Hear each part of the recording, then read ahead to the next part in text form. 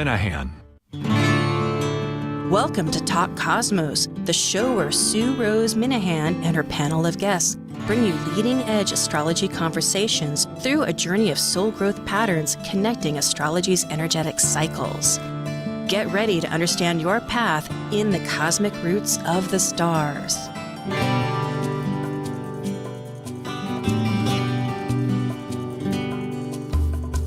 Hello again to Talk Cosmos, insightful conversations awakening your conscious self.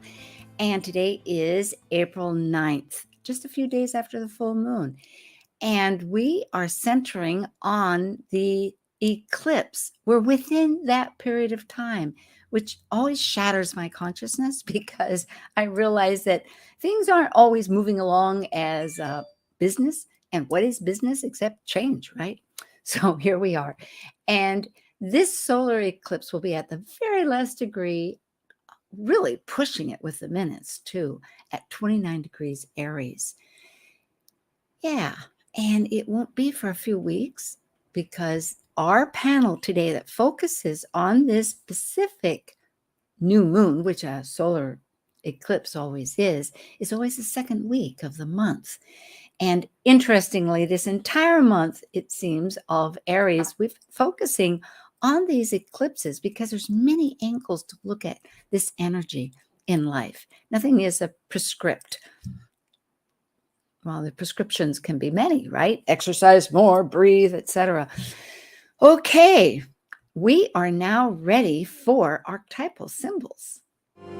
Synthesizing the current archetypal new moon energies through weaving symbol systems such as Sabian Symbols, numerology, Mayan Nawal energy days, or even tarot, connecting to the astrological data and concepts for planets and cosmos, this is your Archetypal Symbols panel. I'm Sue Minahan, the founder of Talk Cosmos, an eclectic evolutionary astrologer, consultant, certified color energy life coach, vice president of the Washington State Astrological Association, member of Kepler Astrology Toastmaster Club, of a Dwarf Planet University diploma and AA with music degree. I love mythology, philosophizing, collaboration. I'm an artist, writer, a perpetual student of life. I'm Elizabeth Liz Michette, a professional astrologer, intuitive, numerologist, and tarot reader. I'm a certified sacred healing counselor, providing nurturing, in-depth consultations for individuals and couples. I'm an author, blogger, speaker, and international Reiki master and teacher. I create safe space in which to explore the deeper patterns of your life, to clarify your current circumstances and help you find your best path forward. And I'm Justin Crockett-Helsey, an archetypal astrologer, teacher, and author. I combine both Western ancient astrology and modern psychological astrology with Eastern Vedic astrology. And I specialize in predictive, electional, and karmic astrology for individuals and couples. I'm a certified aromatherapist, an essential oil specialist, and an herbalist, and I offer remedial modalities of plants for psychological life issues to empower clients with compassionate healing. I also do in-depth astrological research into arcane astrological concepts, focusing on the mystical, occult side of astrology. Eleanor Roosevelt once said, "Yesterday is history, tomorrow is a mystery, and today is a gift." And that's why it's called the present. I love being reminded of this fact as I toggle between schedules and new moons as it is, isn't it? Because as Liz mentioned to us, and hello Liz and hello Justin, we had two new moons, essentially, because an eclipse is a new moon in Aries at the very beginning and the very end. Mm-hmm. Yes. So, and I might just add that this solar eclipse, which I hadn't before mentioned during our little pre-opening, it is not going to be seen by people on land very much. It's down in this, it comes from the South Pole. It's called, and it's a Ningaloo eclipse because it's on the west side of Australia, where there's a Ningaloo Reef, a World Heritage Reef. And so it will be visible. It's a total eclipse, but it's a very narrow band. So essentially, if people want to see it, they're going to go out in boats and things, which I thought is very interesting. Sue, I think you probably agree with this as well, Liz, that just to let our audience know, that doesn't mean that it won't affect us all. Oh, just because thank we you. can't see it. Excellent. Yes, great teamwork. That's right. Yeah, that's very true. That's very true. But I do think, thinking about it sometimes, that if that's the fact, that it's not much about the material, it's more about, which is, there's a parallel. I mean, this is really good support, that it's more of an either emotional or womb worldwide. And that's the chart we're going to use as the world chart anyway. Yeah. So good lead-in. Well, and the focus of that reef is really cool because maybe some new life will come back to that reef. I don't know anything about that reef. Oh, I love that.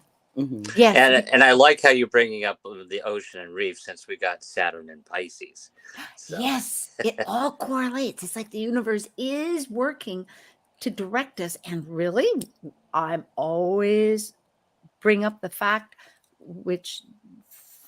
that to live with the universe is letting the universe be a partner and looking at those symbols, what's happening in our life. So this eclipse is on a path, isn't it? Mm-hmm. Yeah. Well, let's see what it has. Nathan, thank you so much. And here are our guests, Elizabeth, Liz, and Justin. And we will have these at the end, and they're on the website always, their websites. How about if we begin with the numerology of it? Because 2 and 9 equal 11, which boils down to 2, but 11 is a master number. Yes, exactly. So I always like to start with the 29 first and then work down. So the 2 to me is about partnerships, harmony, it's polarity, it's like some form of balance. And then the 9 is completion, endings, new beginnings are ready to start. And then the 2 plus the 9 equals 11. So that's, as you said before, a master number. It's like wisdom and intuition and stepping up and being a leader of sorts. On to you, Justin. Yeah, and I agree with all that. And generally I find that the 29 number, there's a meaning to every double number, and 29s tend to be people that are because 9 represents the collective. It's the last number. It's the bigger picture, and so we're talking about relationships in the collective. So this is there's moon is about relationships. It's one part of the message is about relationships in the collective. 29. I really am. Yes, I'm so grateful. And looking at this, realize that 11 transmits, you could say, that energy by being one with the universe to help humanity and to bring things forward, which is all our energy, meaning all of us are being asked to consider the whole and improve. Yes, in a way, which goes along with Pluto and Aquarius in some degree. I mean, it's all kind of paralleled. If you have thoughts on it, otherwise we'll move on. Yeah, I know we're going to get to Pluto and Aquarius later, but yeah, that 29 and 2, there's a meaning for everything, the 29, 11, and of course the 2, but it's generally like Liz said, it's balance and relationships, but there's some lessons there about those relationships. Now, the tarot card for 11 is justice. Of course, in some decks, it's 8, but justice is justice. And again, go ahead. Speak, both of you. I know Liz, Justin. Balance, and I call it a karmic card, and it's the law. I mean, because you could say it could be like a judge imparting a decision about a law. But it's a really cool card, I think. So, and it's like it has the measuring there of balancing things. So go ahead, Justin. Yeah, and that 11 card, I agree. It's the law. It's about justice, and we see it in our society right now. A lot of stuff going on about the courts. That seems to be a central focus of the thing. And then I might also point out that the two, the 11 card is the justice, but the 2 card is the high priestess, which is also related to law and to the divine feminine. Right? It's the female pope. So. I hadn't noticed, but at the top it is an 8. So in some decks it's an 8. What I That's really actually the old way, and yes. it's actually that goes back to ancient history, but that's the old way. Yeah. So But this picture was so powerful because it's not of the normal picture. And those scales really, and there are other pictures here, I'll show them right now that people can look at, all the variations. And you can see she's weighing a feather. So back in Egypt, and over here on the very right-hand side is Justin, you're very akin, well, perhaps both, but I know Justin, you've been to Egypt and you follow that energy, that it was a matter of weighing at death the heart of the deeds of the life energy compared to a feather. And of course, if it was heavier than that, not such a good thing. But it goes back to some of these points that I find are powerful, is consequences, taking that we're all related. That's what I had not understood. That's also part of this justice, that it's not just karma for myself, but it's general energy that's happening. Other people might be doing that that affect me, but to stay in the moment, keep a balance. Yeah, we're all connected. Okay, there's so much more good energy. And it does, okay, of course it relates, but we're just bringing up the facts right now. So Sabian symbols. For those folks that aren't aware, this is a metaphor imagery system for every degree of the zodiac. Elsie Wheeler in 1925 with the astrologer Mark Edmund Jones. So with that said, and this is the chart, so we will be looking at the ascendant, the midheaven, and the new moon. And this is a chart here for those that can see it, that on April 20th, this is in Greenwich, because that's the world chart for the world where time begins in England, in the UK. And it'll be the same degree, which is 29 degrees and 50 minutes, almost at that turning point, the very last moment of Aries. Now, here in the United States, we'll have a chart for the Washington, D.C. Well, but it would be on the 20th, but then going westward, it's going to be on the 19th with that history there. And so let's see, regrouping here, you can see that the new moon solar eclipse is in the first house at that last degree of Aries, and the rising sign is, interestingly, almost at the Aries point at 2 degrees. right, and I was going to say, because Liz and I were talking about this before, maybe we should mention for the crowd that if it's 4:12 in Greenwich, then it's 12:12 a.m. in Washington, D.C. and 9:12 p.m. on the 19th, the prior night on the West Coast, Seattle, L.A. Yes, it's 4 hours right now difference, I think, between Britain, Europe, that part of, and Washington, D.C., because it's summer. And yeah, and London actually has the same time. It's just British Standard Time, but this is the world chart. That's a good point. I'm just looking ahead. What are we doing? Okay, we're going to talk about that Sabian symbol. So perhaps, and with Sabian symbols, they come in triads, is one approach. Linda Hill in Australia, who does a lot of Sabian symbols, from what I understand through Liz, to give just credit. With Justice and Justin, I'm getting a little mixed up here, but yes. But the point is that the degree itself the one after it, we could have gone on to another one, but at any rate, 1 is prior to 2. 2 would be the also before, and then the Sabian would be 3. And it could have been 4 also, but we're starting at 1. A woman just risen from the sea, a seal is embracing her.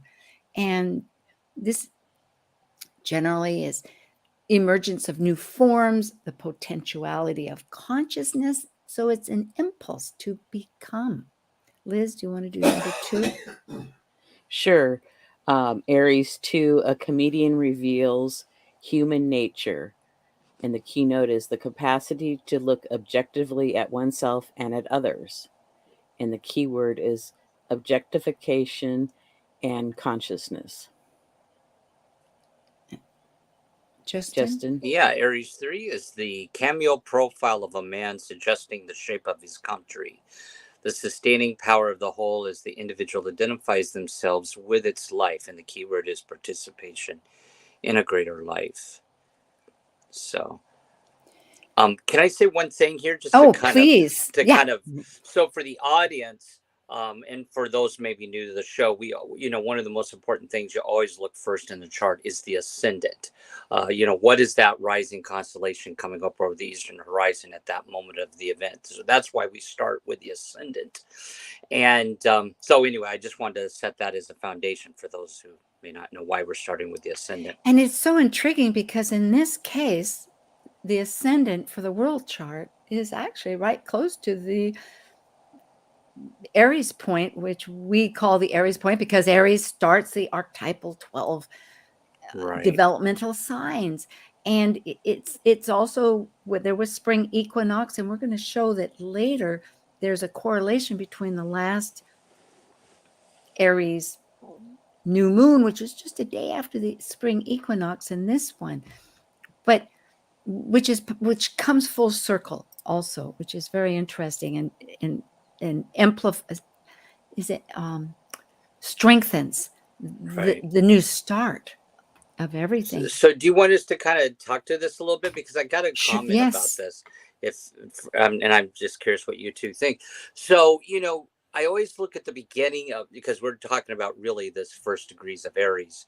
And I always find that the beginning of every sign or constellation has the energy. It's almost like the ace of the whole suit or the ace of the whole constellation.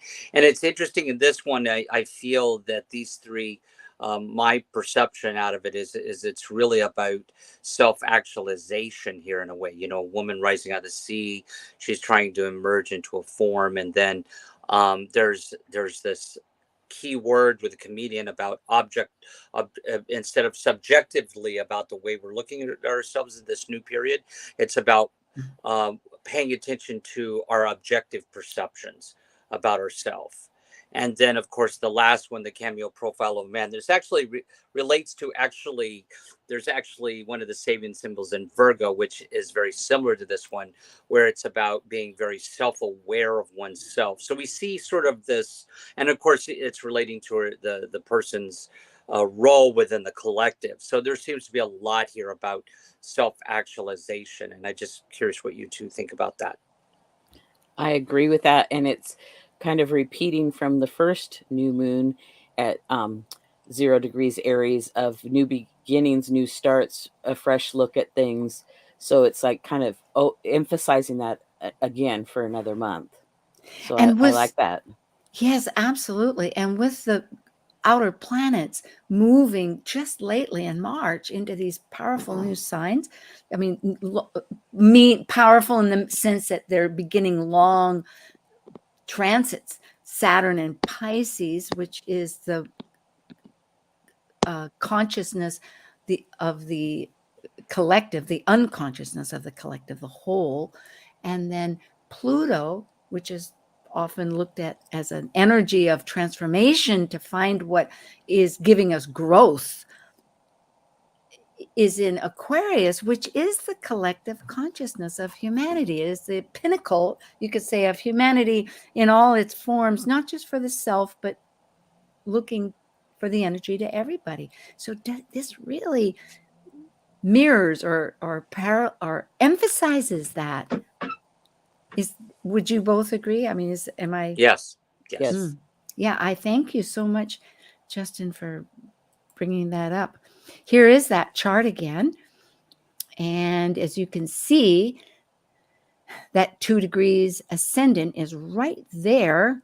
For those that can, is on the very left-hand side with a little, like a V in a sense, the ram, like the horns. The And I ram and, horns. and, and I want to point out something that we always put that part of fortune there because that it's always on the ascendant on a new moon. But that part of fortune in Aries shows that our happiness at this point is through self-assertion or self-confidence or starting new things, as Dane Rudyard talked about it. So a part of fortune in Aries is about needing to do something and a drive to do it itself, or self-assertion, self-confidence, new beginnings. It is really important to realize that confirmation or validation that what impulses we have to become a new identity, which is really what New Starts is all, so much about, is valuable. And Right. it will give us that happiness. That's very supportive. Liz, did you have a comment before we go on? No, you can go ahead and go on to the Okay. next one. So now we're looking at the midheaven, which is at the top of the chart. And depending, I'll read because it was at 0 degrees and 59 minutes. And so we start out with Sagittarius 30, the Pope blessing the faithful. And the keynote is the need to pay homage to traditional values upon which the invisible community of the spirit is built. And the key word is personalized worship. yes, I made a little addition here, and edited out what I needed to. Thank you. And I I've got realized, the 1 degree, if you want me to go ahead and read good. that. The Yes, 1 sir. degree Capricorn, which is an Indian chief claims power from the assembled tribe. And the keynote here is the power and responsibility implied in any claim for leadership. And so we're really, the key word is authority here with these first degrees of Capricorn. Again, that Capricorn being the first degrees of Capricorn being the whole energy of the suit or the power of the zodiac there. So once again, how would we, and did I type that wrong? Is it Capricorn 2? No, it's Capricorn. No, it is that's Capricorn 2. correct. That's correct. Oh, it is. Amazing. Okay. Oh, that's right. 0. So in other words, once again, Liz, what was yours? Because here now I'm like the audio. I'm listening. I'm trying to connect the two energies so that we can move to this progression. The Pope blessing the faithful. Which was a keynote of what again? To pay homage to traditional values. Okay. So we go from traditional values to what, Justin, you're saying? Which was really about the responsibility of leadership and power and authority. Oh, so and then Capricorn 2 here, then we see the vestiges of wrong authority. Yes, indeed. So there's really a very powerful authority that we must take accountability for ourselves, a lot like that number 11 that we were looking at, where it's a responsibility to take that energy and share it. Here it says, the imagery is interesting. It's 3 rose windows in a Gothic, very old church, which relates back to what you were saying about the antiquity. And one is damaged by war. So in other words, and he goes on to say later that what was destroyed, but it was there's 3 principles of us, and it's a principle of love and compassion that gets hurt through violence. And that's a waste. That's his key word, that's saying, because it's so interesting to read about these Sabians in Dane Ruchar's book, The Astrology of Mandala, the astrological mandala, because he continues to explain this in greater detail for those that want to flesh out these meanings more. But what he's saying is it's a waste because it's opposite of group integration. And that's exactly what this energies are moving us towards, isn't it? Yeah. Okay. Well, I have here, I think, Now, why did I missed up? Oh, I see, because we're going to the sun and the moon now. Liz cued me in. Go ahead, Liz. Okay, Aries 28, a large audience confronts the performer who disappointed its expectations. The keynote is the necessity for mature preparation and self-criticism, and the keyword is responsibility. Boy, it's driving it back home again. Just the energy of this eclipse itself. It's like knocking the lights out and bringing it back in to say, okay, now what do you think? Where's your responsibility? And I've got the Aries 29 if you want me to go ahead and read that one. Well, I actually have it on the next slide. So this one Okay, we're okay. good. Thank you. So I'll do 28 and you can do 29 because it kind of ties Well, she together. just read 28. Oh, I did it twice. Oh, how interesting. Oh boy, I'm really on a roll. Yeah, Yes, go to the I'm next one. okay. Well, Oh, okay, 29. Go ahead. I'll read 29 here because you got the 30 there. So the 29 is the music of the spheres. The keynote is attunement to cosmic order, or, where it's that energy where we're getting to the last degrees of Aries here. So where it's the mature Aries that's attuning into that cosmic order of energy. And so it's about, the keyword is listening to your inner voice. The parallels are amazing.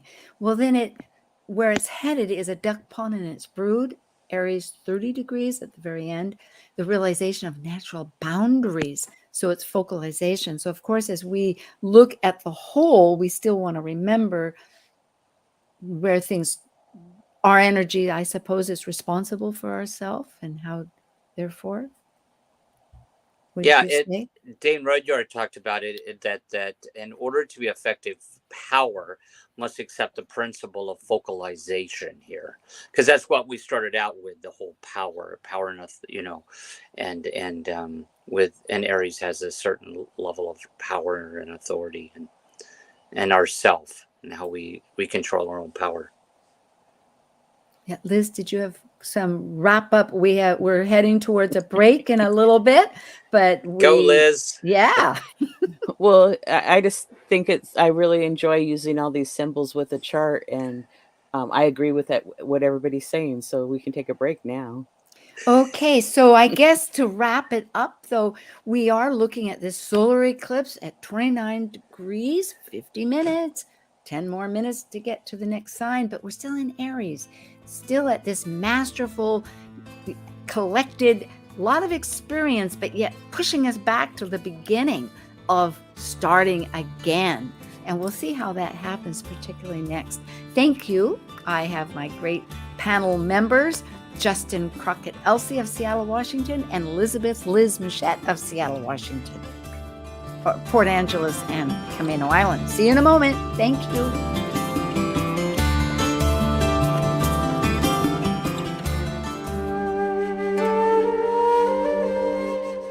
While we take a break from this week's edition of Talk Cosmos, let's take a look at this cycle's archetype. We're currently in the period of Aries. By leaving a cycle based upon completion, the energy of Aries sparks initiation, creating action to separate into a new cycle of life. It's a fire sign, which means it will involve great emotion. And because separation may create resistance, it also takes great courage to break away to new ways of becoming. This is Martha Norwalk, every Sunday morning beginning at 9 a.m. Thanks in part to Dr. Nels Rasmussen at HealingMinistryForAnimals.com, we cover the world of animals. This week, April 16th, it's Behavior Training and Healing Sunday with me, and talk with your animals or human loved ones on this side or the other, and personal awareness coaching with Natasha Venter.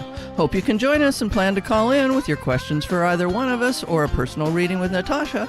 Martha Norwalk's Animal World, Sunday morning, 9 a.m. to noon, right here on Alternative Talk, AM 1150. This is Sue Minahan, host and founder of Talk Cosmos. It's time to share news about the KKNW Listener Survey. Take this opportunity to let the station management know about your favorite shows, your likes and dislikes, and what you want to hear on the station.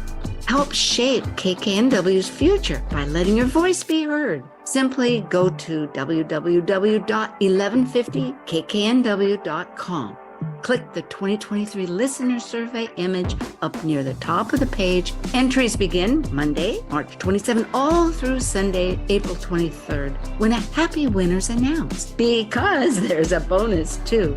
Filling out the survey gives you a chance winning a round-trip passage for 2 on the Victoria Clipper to Victoria, BC, Canada, plus a $100 gift certificate to Famous Dave's Restaurant. Find all the complete contest rules at 1150kknw.com. So log online for all the details. Great prizes just might be yours. Do get your voice heard by filling out the listener survey at 1150kknw.com and help improve the KKNW station by sharing your thoughts now. Good luck and a big thank you for all your past listenership from Sue Minahan at Talk Cosmos. Talk Cosmos brings you leading-edge astrological conversations with hour-long programs each week on KKNW. The show goes live every Sunday from 1 to 2 p.m. Pacific. Talk Cosmos weekly programs are also available to watch live on Facebook and YouTube, along with daily chats throughout the week on the Talk Cosmos YouTube channel. While you're there, make sure you click like and subscribe buttons so you can get the full Talk Cosmos experience. Or, if you'd rather listen to the show archives with audio only, the entire podcast collection since 2018 is available on most podcast carriers. So, grab your coffee, tea, or kombucha and enjoy the show. Like us on Facebook, facebook.com/1150kknw. Hello again. We are back, and this is a solar eclipse. I'm going to ask both of you, and I will need those slides again, Justin, not Justin, Nathan. I always say Justin, yes. Here we are. Liz, I'm going to start with you. What energies would you like to share with the audience in 30 seconds as to what's happening for you? Well, I'm going to take a pause because Mercury's going to go retrograde, and everything that I was working on kind of went left and right and upside down. So I really don't have much to share of what's going on right now, but hopefully next month. And for those people that would like to get readings from Liz, it's a lightpath.com. Justin, what about yourself? Do you have something coming up? No, you're muted for some reason. Hold on. There you are. I hear you. Good. Okay. Yeah. So just focused on readings, but I also do have a workshop coming up called Astrological Yoga, because I'm a yoga instructor. So I'm going to be developing a workshop that combines people's astrological chart with the yoga class and workshop. So I'll be announcing something soon about that. Oh, very good. And I know that, Liz, you have been working on something. We're in that beginning seed stages, planning our little things. And of course, Talk Cosmos YouTube channel. Next month, we have Astro Jam. We might say that's at the end of the month. And next week, we have Israel Ahosi coming in to talk about the lunar eclipse. So that'll be very exciting. And Israel is the president of the Astrological Lodge of London. I'm always excited to listen and talk with Israel. This is the first time that he and I will be solo together. And I thank Justin for having introduced us. Okay, so let's see. Well, I have this fire sign up because Aries is fire. And with all these new starts, it's spirit, isn't it? And it's initiation and it's instinct. It's powerful. Yeah, that's beautiful. Yeah. Yeah, that's a good picture to go with that. So with this energy, Justin, perhaps you can share about the nakshatras. And I actually have a slide that indicates a little bit that I got off the internet. Yes. So not only in Eastern astrology, but also Western astrology, there are what are called lunar mansions. It's just not Eastern astrology or Vedic Jyotish astrology that looks at what are called the lunar mansions. And these are actually the constellations behind the constellations, the stars and that. And so it's further out. It's called the nakshatras in the Vedic. And so we can also look at this area of the sky as the moon and sun are going through this particular lunar mansion or nakshatra. And this particular one for this moon, because in Jyotish it is also an Aries moon. So it is called Ashwini, and it's in the second pada of Ashwini. So not every Aries is alike. So is like we see all these different degrees, and so every lunar mansion or constellation in the sky is broken down by sections, or what we call padas. And so this is the Ashwini nakshatra or lunar mansion, and it's in the second pada. And what's interesting about this particular one, and I'll try to relate it to what you and Liz have been talking about, sort of about this Aries, is that it is actually the healer of the zodiac. It's the physician of the zodiac. So this is people that are born in Ashwini nakshatra tend to be very spontaneous, and it's actually good insight for original ideas. And so I feel intuitively that what we're looking at here with this healer of the zodiac, and we're talking about relationships here, that I would relate it to the healing of relationships and where we're going with this right now. So, Liz, okay, I will jump in. I really hadn't connected that. I love that idea. Healing of relationships. Of course it is when I think about it, because and Mhm. I'm sorry. Go ahead. No, I'm no, going to add. no, I no, forgot to add please. one thing. I forgot to add. So the pada that it's in, that if we break it down even more, is in pada 2, which is ruled by Taurus. And so there's with these Aries energies, there's also this needing to manifest something materially, or I could say, in a way, we're looking that we need we need our bang for our buck at this particular point in time. Whatever we're putting our Aries energy into, we need to see some material results coming out of that, and that's what this moon is forcing us to do. And Taurus always for me is spirit coming into matter. So it does have resources and it has material gain of some sort. And yes, that's always the financial part of it keeps ours rolling along. I was going to notice about the symbol. It's a horse head, which, the picture, did I have a picture of this? No, there wasn't a picture. There was a wonderful picture and I didn't copy it. But it's confident, independent, and it's so symbolic too of that energy. So it's really of beginnings and initiating again, because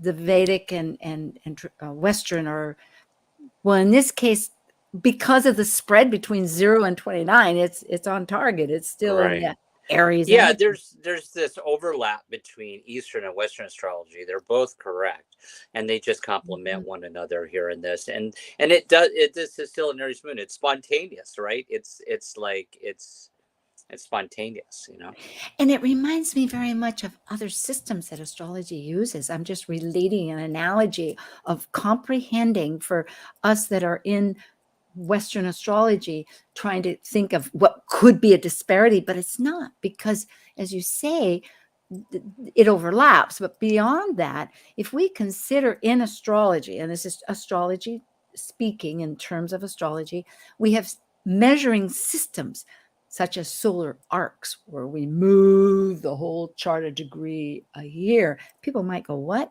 And it's an overlay, but we get information from it. So really, I love this idea that as we're bridging further ahead, the energies of the universe are conspiring to have us unite with and with, rather than or but. It's more of an inclusivity where we can have our individuality, but we can still bridge. I know I'm on my bandwagon about that, but this is good. You're laughing. All right. Well, go ahead. Well, No, I just was going glad to you say, guys share about the nakshatras, because I'm not familiar with them. I mean, I've heard the terms, but I just haven't studied them. So I'm glad that we're bringing this in so I can learn about it. Well, and in the Western astrology, there is documentation on lunar mansions in Western astrology that um, I believe there was a book written by an Arab astrologer on lunar mansions, and so there's a whole um, um, s- um, dynamic in Western astrology about these lunar mansions. And there's 27 of them. I know very little, but just enough to kind of catch my interest. I mean, to put it to pieces together, I should say.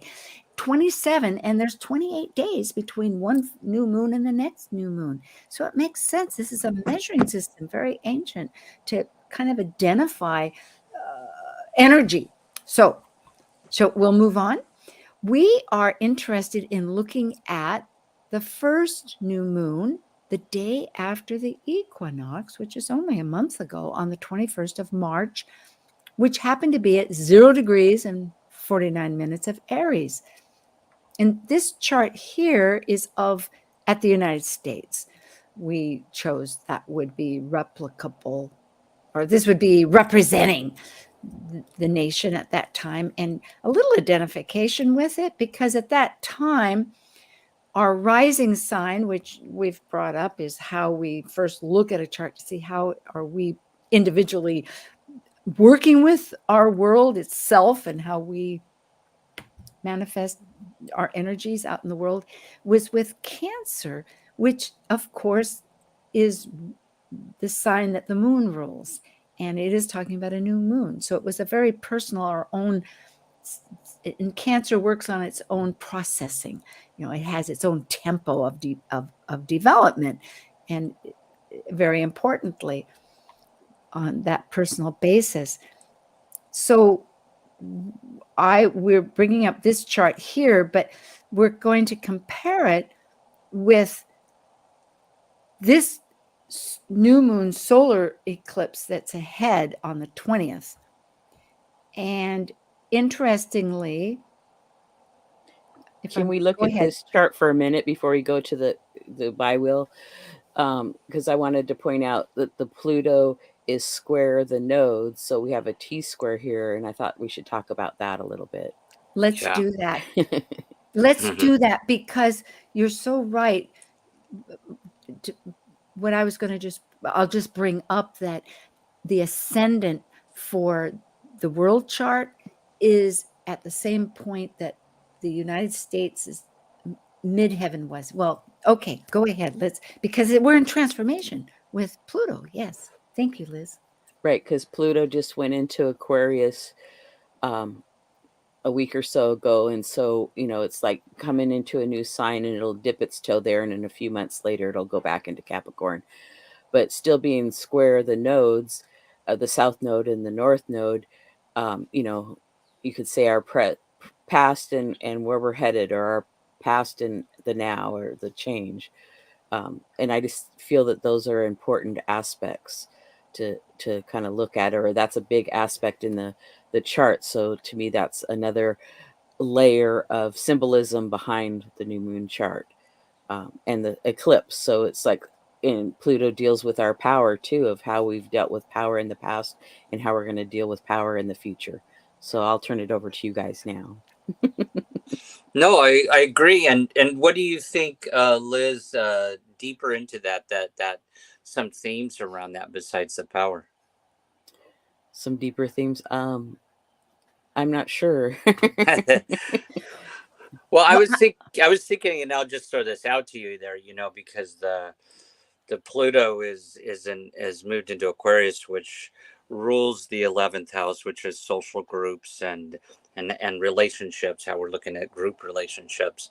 And I'm thinking, this is sort of just my thoughts about this, that you pointing out that it's squaring the nodes, which is kind of what we're bringing into the situation and where we're trying to go. It's a tension point. It's an opportunity to restructure, maybe our look at our relationships and the collective, and those power, like you're talking about, power and relationships in the collective. That's what I'm thinking. You both nailed this 100%. This is why we have teamwork. And this is why it exemplifies, for me, an example of where we're heading. It's not just oneself. Like I organize and whatnot with the show and et cetera, and put the slides together with some help. But I missed a whole bunch of points and I went running right over this crucial aspect.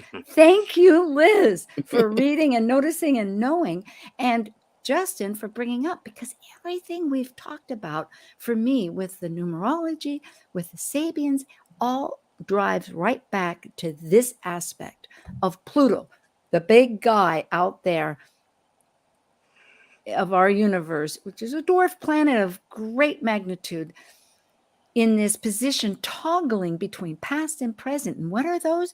But the past is our resources and those committed relationships of complementary life force resources that give and take, financial, whatever, marriage, all these strong relationships. And it's going two ways. Yes, going to the north node of our independent self-reliance of survival. And we're at the end of this nodal axis after 18 months. It'll end in July. But isn't this, it takes a lot to change my resources, my sense of attaining that into this collective energy that Aquarius is asking, that the number 11 is asking to download from the universe and share, and that Saturn and Pisces is looking at, hey, what bridges our unity? Where are we common? We're all one. It's very profound. This is very strong for an eclipse. Well, and Pluto represents the underground. So what lays below the surface, whether it's within us, whether it's within the earth, whether it's the government, our community, et cetera, it's like bringing those things to the surface to work on and evolve or release. Yeah. And Justin would, and of course it is in the 10th house, but it's going. So it's really taking perhaps those institutions or the 10th house is our career and our more, it's beyond the career, but it's how we function in a wide social group, or not group, but institutionally, rules. Yeah, I can find, I'm not trying to teach everything here, but focus more into taking that's more abstract in a sense, because it's more general as a group, into more like-minded energies of the 11th house that has connecting in these energies that try to elevate our conditions. Yes. Yes. So now we could do the bi-wheel if that's all right. Oh, thank you. All right. I had to bring this up because the reason we're doing this is, again, for those people to realize that in the March 21st new moon, which was the day after the spring equinox, the new moon was at 0 degrees Aries. This solar eclipse that we're bringing up, which is the second new moon, but a solar eclipse because that new moon is within 12 degrees of the nodes that we're speaking of, Mars and Taurus right now, or not, Scorpio and Taurus. It's at 29 degrees. What unifies them could be this most interesting fact that 2 degrees Aries, which is really close to the beginning of 1 or 0, that it, from the United States, our midheaven, that 10th house energy that we were just talking about, is, and I think I misspelled this, it needs a C in there, conjunct the world chart, the eclipse chart, ascendant of our energy of how we're propelling out individually into the world.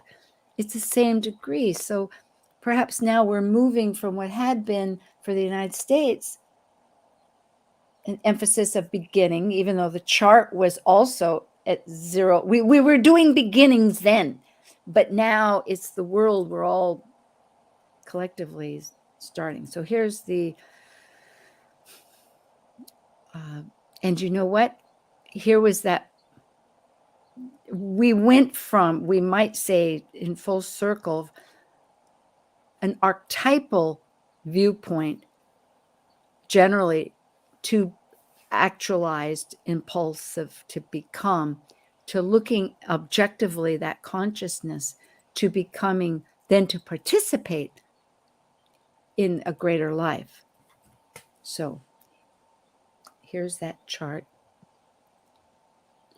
Right. So the new moon on the 19th and 20th of this month is in the first house, and the MC is the same degree as the ascendant. So that's really interesting, that Aries point, and that's a cardinal point in this chart. The angles, the first house, 4th, 7th, and 10th, all are cardinal signs. So, you know, new beginnings again. It's like really emphasizing that new start, that. So it's like we needed a couple of months to kind of emphasize that and help us along, I believe. I totally agree with you there, Liz, on that, because if it's the midheaven, then the last chart, it was like, okay, here's our goal to obtain. That's the midheaven. This is where the soul's going, and now this is the time to start it, because that midheaven's on the ascendant of this chart. It's time to get things moving. So I like that. And your point about Pluto transforming ourself, our relationships, our resources, how we're interacting, our joint resources. It's a total change of why, the motivations. And that's a strong word with Scorpio or with Pluto, is what motivates us. What are we trying to, what's the goal? And the goal would be more of teamwork, just like this. Yeah. Well, and so much has changed over the last 3 years. Now we're in post-COVID, and so life is very different now than it was 3 years ago. So we need to make a lot of changes, or people are making changes in their businesses, how they live, everything. Yeah, and I was speaking of action and new beginnings. I was looking at the Mars too here, and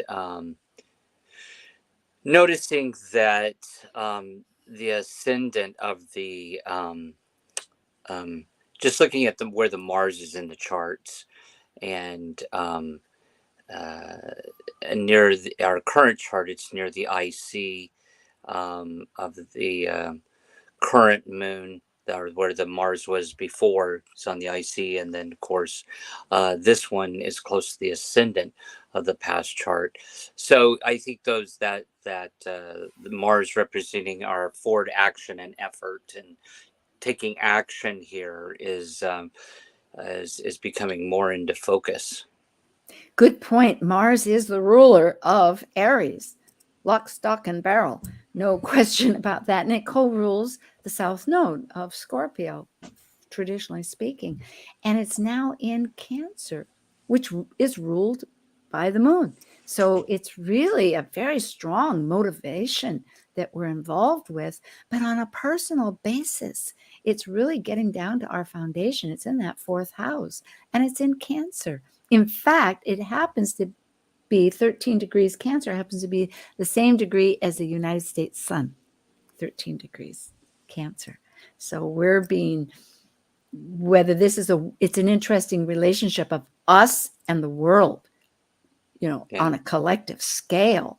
And we're beginning to see that interaction.